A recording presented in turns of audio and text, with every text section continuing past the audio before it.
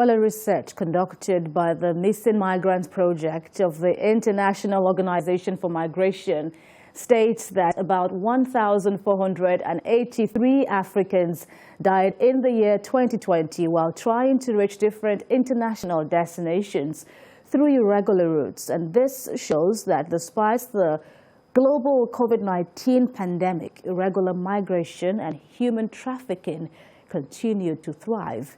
Interestingly, some returnees are hoping to change this narrative and discourage young persons in parts of the country from migrating irregularly. Sarah Ayeku shares some of their horrific experiences and how they fight stigmatization. The reason why I traveled to Libya was not just because I was happy. I want to travel. I have a friend who is in France.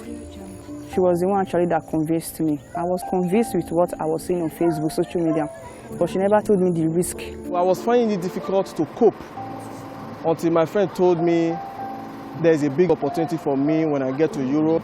As a stylist, I will get a youth paid.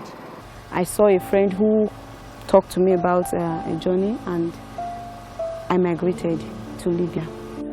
It all begins with a desire for a better life and a promise by some very close persons or friends in the neighborhood to make that dream come true in a foreign land.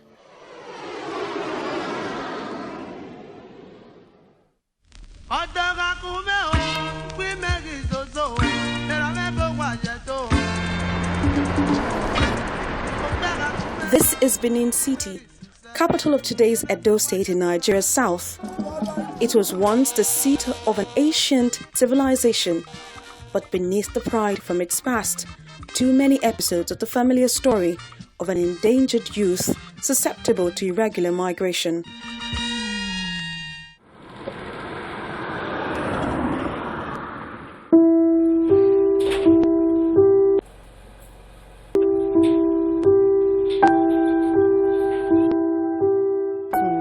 One of them is happiness. When she could no longer contain the unhappiness she felt after losing one of her 3 children, a last child who was just 1 year old, she became desperate to make the journey, leaving her remaining 2 children here in Nigeria. Happiness wanted to find a husband whose whereabouts had remained unknown. After he also embarked on a similar journey, she hoped to find him and bring the family together. If that's not possible, make some money to make the family happy. Because the father traveled through that same Libya route, so he was in Libya and couldn't take care of our responsibilities because he said he was truncated, he was being kidnapped. So after some months, years passed by, I didn't hear from him. Then I decided to migrate also because the suffering was much for me. But what happiness found instead on her way to a supposed better life was all too familiar. The starvation, the battering, the sexual abuse, the servitude. How she and others were repeatedly kidnapped and traded as slaves along the Nigeria-Niger-Libya route. Even when some are lucky to return in one piece, coming face to face with the same environment they had left in the first place is often the first point of uncertainty for what the future holds. Traveling through land to Libya was a deadly mission, and it was a suicide mission. But then I never knew. It was when I embarked on the journey I knew it was a suicide mission. When we got to Agadez, I thought maybe this is Libya. At least the suffer don't finish. But when we started the journey to Agadez, to Libya, that is when I knew that it is even better for me to suffer and die in Nigeria than for me to die in desert. Because I have never seen a situation whereby somebody will be looking for water to drink. There is no water. Even somebody's urine for you to drink. Somebody will come to you and be begging you for urine to drink. Where would you get the urine from when you've not taken food or water? You will be forcing yourself to urinate, but nothing is coming out. No fewer than 40,000 Nigerian migrants have voluntarily returned to the country since 2015.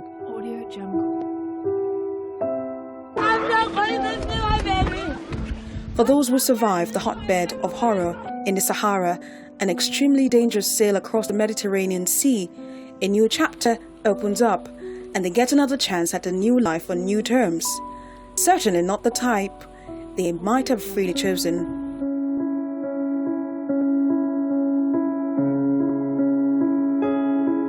Often when they return, it's a return to the beginning, further behind where they were when they left.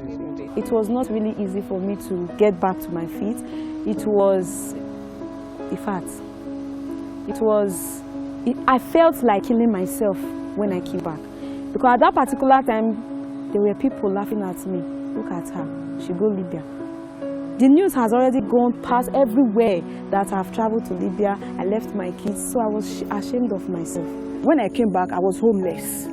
Because who will I go and meet? But I was having the mindset to commit suicide. I won't lie to you.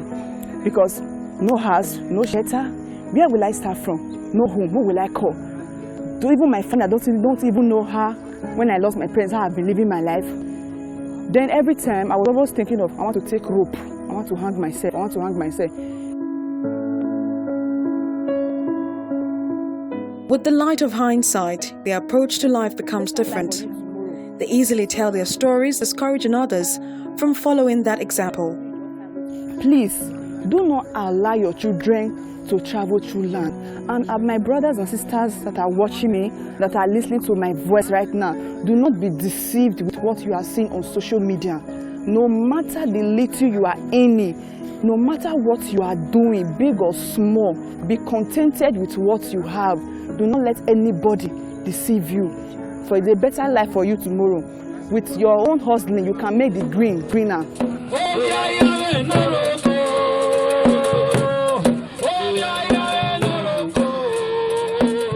More than 5,000 returnees have been received and reintegrated into the society in Edo State. Although difficult for the returnees, for them it is better than the horror they experienced. After everything, IOM has to empower me. I have a store. So since I have a successful story, I have to chat off my friend that we came together that this is an opportunity for you to be reintegrated back to the society.